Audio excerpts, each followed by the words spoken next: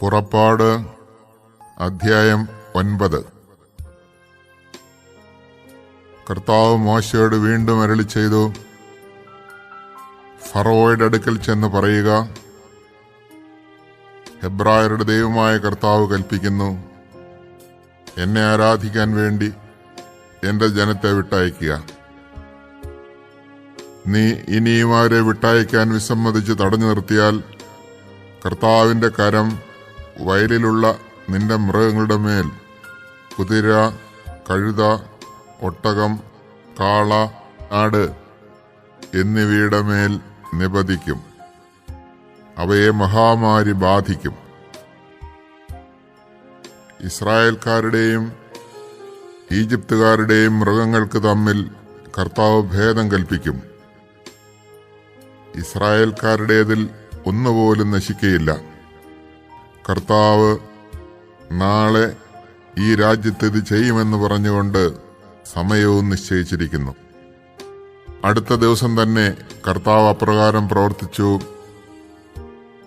ഈജിപ്തുകാരുടെ മൃഗങ്ങളെല്ലാം ചത്തൊടുങ്ങി. എന്നാൽ ഇസ്രായേൽക്കാരുടെ മൃഗങ്ങളിൽ ഒന്നുപോലും ചത്തില്ല. ഫറവോ ആളയച്ചന്വേഷിച്ചപ്പോൾ ഇസ്രായേൽക്കാരുടെ കന്നുകാലികളിൽ ഒന്നുപോലും ചത്തില്ല എന്നറിഞ്ഞു. അതിനാൽ അവന്റെ ഹൃദയം കഠിനമായി. അവൻ ജനത്തെ വിട്ടയച്ചില്ല. കർത്താവ് മോശയോടും അഹ്റോനോടും അരുളി ചെയ്തു, ചൂളയിൽ നിന്ന് കൈ നിറയെ ചാരം വാരുക. ഫറവോ കാണെ മോശ അത് ആകാശത്തിലേക്ക് വിതറട്ടെ. അത് ഈജിപ്ത് രാജ്യം മുഴുവനും ധൂളിയായി വ്യാപിക്കും. അത് രാജ്യമാസകലമുള്ള മനുഷ്യരുടെയും മൃഗങ്ങളുടെയും ദേഹത്ത് പൊട്ടിയൊലിക്കുന്ന വ്രണങ്ങളുണ്ടാക്കും. അതനുസരിച്ച് അവർ ചൂളയിൽ നിന്ന് ചാരമെടുത്തുകൊണ്ട് ഫറവോയുടെ മുൻപിലെത്തി. മോശ ചാരം അന്തരീക്ഷത്തിലേക്ക് എറിഞ്ഞപ്പോൾ അത് മനുഷ്യരിലും മൃഗങ്ങളിലും പൊട്ടിയൊലിക്കുന്ന വ്രണങ്ങളുണ്ടാക്കി. എല്ലാ ഈജിപ്തുകാരോടുമൊപ്പം മന്ത്രവാദികളെയും വ്രണങ്ങൾ ബാധിച്ചതിനാൽ മന്ത്രവാദികൾക്ക് മോശയുടെ മുമ്പിൽ നിൽക്കുവാൻ കഴിഞ്ഞില്ല. കർത്താവ് മോശയോട് പറഞ്ഞതുപോലെ അവിടുന്ന് ഫറവോയുടെ ഹൃദയം കഠിനമാക്കി. അവൻ അവരുടെ വാക്ക് ശ്രദ്ധിച്ചില്ല.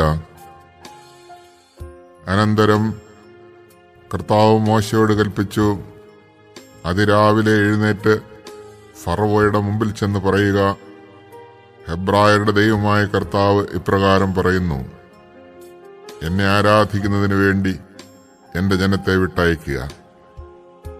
ലോകം മുഴുവനിലും എനിക്ക് തുല്യനായി മറ്റൊരാളില്ലെന്ന് നീ മനസ്സിലാക്കാൻ വേണ്ടി ഈ പ്രാവശ്യം എന്റെ മഹാമാരികളെല്ലാം നിന്റെയും സേവകരുടെയും ജനത്തിന്റെയും മേൽ ഞാൻ അയക്കും.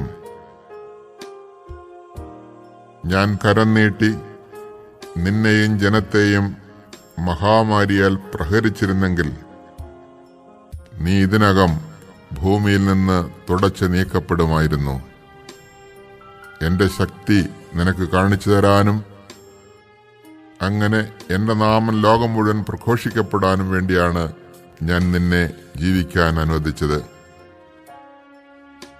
എന്റെ ജനത്തെ വിട്ടയക്കാതിരിക്കത്തക്ക വിധം നീ ഇനിയും അവരുടെ നേരെ അഹങ്കാരം പ്രകടിപ്പിക്കുമോ?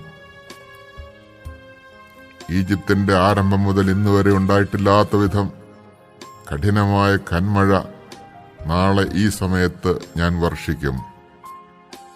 ആകയാൽ ഉടനെ ആളയച്ച് കന്നുകാലികളടക്കം വയലിലുള്ളവയെല്ലാം സുരക്ഷിത സ്ഥാനങ്ങളിലെത്തിക്കുക.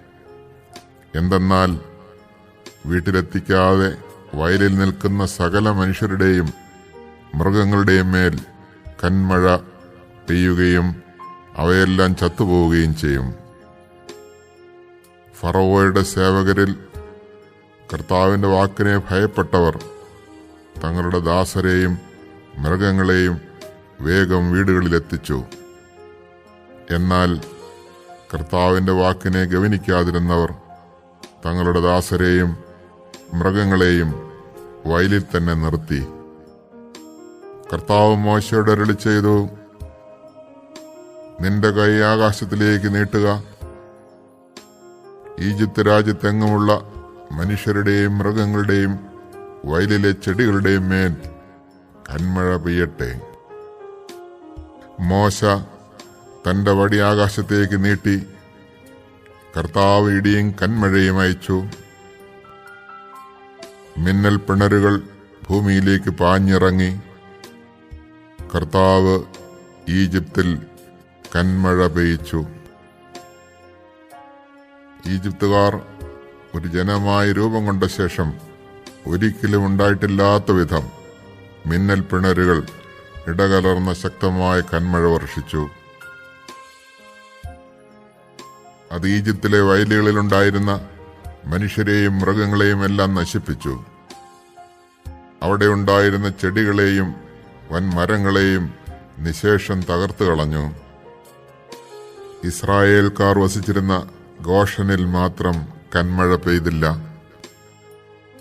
ഫറോ മോശയെയും അഹ്റോനെയും ആളയച്ചു വരുത്തി പറഞ്ഞു, ഇപ്രാവശ്യം ഞാൻ തെറ്റ് ചെയ്തിരിക്കുന്നു. കർത്താവ് നീതിമാനാണ്, ഞാനും എൻ്റെ ജനവും തെറ്റുകാരാണ്. ഇടിമുഴക്കത്തിനും കന്മഴയ്ക്കും അറുതി വരാൻ വേണ്ടി നിങ്ങൾ കർത്താവിനോട് പ്രാർത്ഥിക്കുവിൻ. ഞാൻ നിങ്ങളെ വിട്ടയക്കാം. ഇനി നിങ്ങൾ അല്പം പോലും വൈകേണ്ട. മോശ അവനോട് പറഞ്ഞു, ഞാൻ പട്ടണത്തിൽ നിന്ന് പുറത്തു കടന്നാലുടൻ കർത്താവിന്റെ നേർക്ക് കൈകൾ വിരിച്ച് പ്രാർത്ഥിക്കാം.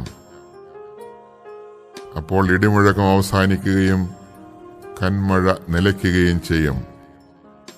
അങ്ങനെ ഭൂമി മുഴുവൻ കർത്താവിൻ്റെതാണെന്ന് നീ ഗ്രഹിക്കും. എന്നാൽ നീയും സേവകരും ദൈവമായ കർത്താവിനെ ഇപ്പോഴും ഭയപ്പെടുന്നില്ലെന്ന് എനിക്കറിയാം. കതിരിട്ട ബാർലിയും പുഷ്പിച്ച ചണവും നശിപ്പിക്കപ്പെട്ടു. എന്നാൽ ഗോതമ്പിനങ്ങളിലൊന്നും നശിപ്പിച്ചില്ല, കാരണം അവ വളർച്ച പ്രാപിച്ചിരുന്നില്ല. മോശ ഫറവോയുടെ അടുക്കൽ നിന്ന് പുറപ്പെട്ട് പട്ടണത്തിലെ വെളിയിലേക്ക് പോയി കർത്താവിന്റെ നേർക്ക് കൈകൾ വിരിച്ച് പ്രാർത്ഥിച്ചു. ഉടനെ ഇടിമുഴക്കവും കന്മഴയും നിലച്ചു. അതിനുശേഷം മഴ പെയ്തില്ല. മഴയും കന്മഴയും ഇടിമുഴക്കവും പൂർണ്ണമായി നിലച്ചെന്ന് ഫറവോ കണ്ടപ്പോൾ അവനും സേവകരും വീണ്ടും പാപം ചെയ്യുകയും കഠിനഹൃദയരാവുകയും ചെയ്തു. കർത്താവ് മോശയോട് പറഞ്ഞതുപോലെ ഫറവോയുടെ ഹൃദയം കഠിനമായി. അവൻ ഇസ്രായേൽക്കാരെ വിട്ടയച്ചില്ല.